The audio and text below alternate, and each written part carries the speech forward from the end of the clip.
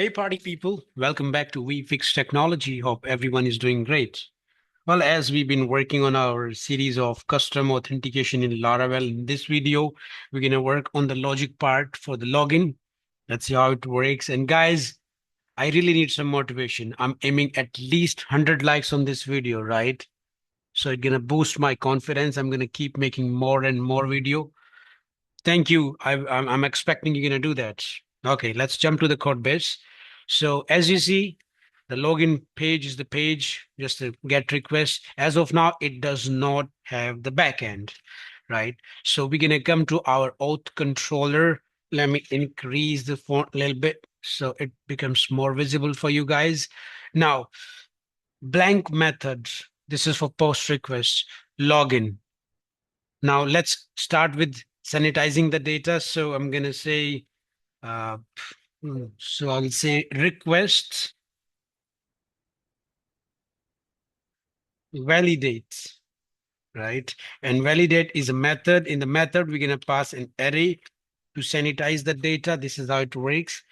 So login, if you remember, for email or phone number, we chose login. So whatever comes, we're going to make sure either we got login or email ID or the phone number, as you may have seen in the phone. Then it should be required. Then I'm going to say it's supposed to be string, right? Then again, for the password, I'm going to say required same and string, right? So this is how it gets validated. Now, then in the next step, we have to check if the request has the email or the phone number, right? Check if the request has email or a phone number.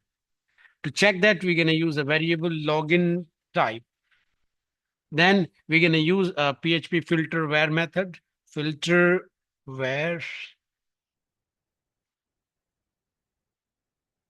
Now in this method, we're going to pass the argument going to be request login, right? Then there's a method filter validates email. Now, this thing is by default in the PHP. It can validate the injected field is an email or not an email, right? So what we could do, if while checking that, we can say if it is email, then we're gonna use a field email. Else, we're gonna say use phone, right? So while login, we have to pass whether match email and password or phone number or password. You know what I mean? So that's pretty simple. Now, then we're gonna make an attempt for login. How it works? Simply say if. Then when we're gonna use auth facade attempt method, right? In this attempt method, we're gonna pass an array. Let me show you how. So the first thing gonna be login type. If it is email, it's gonna be email. If it's phone number, it's gonna be phone number. So I'm gonna say request login. Make sense? So login type is a variable. It filters the data whether the email or phone number one will be injected and it filters right here. After that, the second argument gonna be password, which is simple request password. Password gonna be, my bad, made a typo here. Request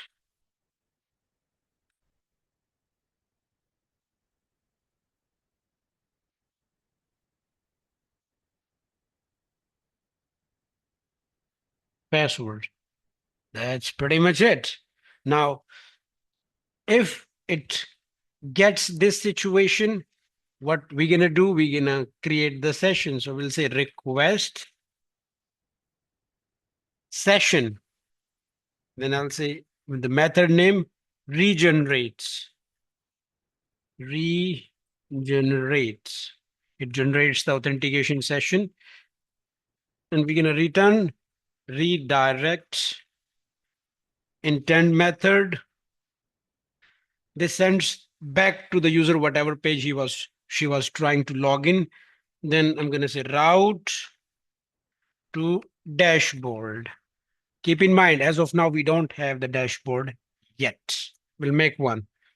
Now, in case if this condition does not match, we're going to return back with inputs. So whatever we had passed, it's going to go back, then the method with errors, right? And here we're going to pass the message like login key and the invalid credential is the value. Ignore the typos. Did I make some mistake? Yes, I did. It is supposed to be an array. Let's fix it. So let me recap. We did sanitize the data. We checked in the login type whether we had the email or the phone number through this method, filter validate email via PHP. Then we did make an attempt of login, and from the login type, we found whether it was a phone number or an email and matched with the database. If everything goes good, it generates the session and redirect user. Else, you see that it's gonna shoot an error, right? So let's go ahead and refresh the page. Let's make it short. First, I'm gonna make a blank attempt. See that it's supposed to shoot error. Okay, I see that. What's the problem? I did make a typo. Request, my bad.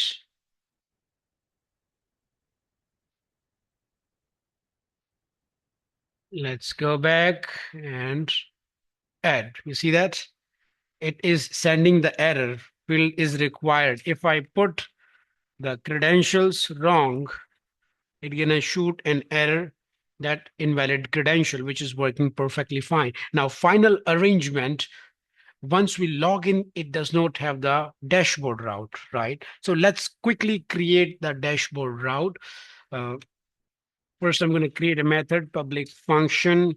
I'm going to name dashboard, could be anything, whatever you want. Then we're going to return a view, or let me say not a view. Let's make it easy. Return it worked, right? In the next video, I'm going to make the dashboard and the logout, but here it worked. And we are logged in. Hope makes sense, right? Now we just need to pass this URL as well. So I'll say uh, web, it's gonna be a route, which is gonna be a get route. The pass route's gonna be URL gonna be dashboard and auth controller class, and the method name gonna be dashboard. And let me name it dashboard. So guys, let's give a shot. I'm expecting everything should work. So let's refresh. And guys, one small thing. Guys, one small thing I just realized, made a little typo here. It's supposed to be in our controller.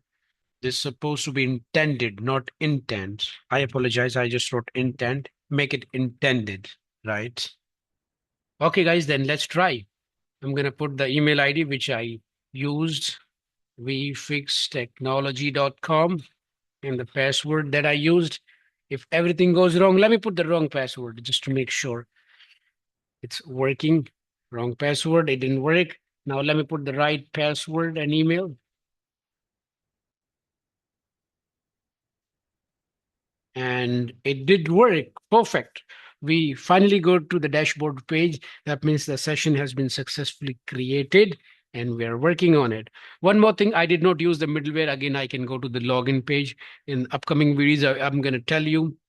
In upcoming videos, I'm going to tell you how we're going to, stop that kind of behavior. If already logged in, don't go to the login page or don't go to the register page if logged in, right? Now, let's try with the phone number. I'm going to put my phone number and I'm going to put the password and it works. Perfect. So guys, get ready for the next video. I'm going to drop it soon. And make sure like this video and subscribe the channel and keep learning. Cheers. Thank you. Bye for now.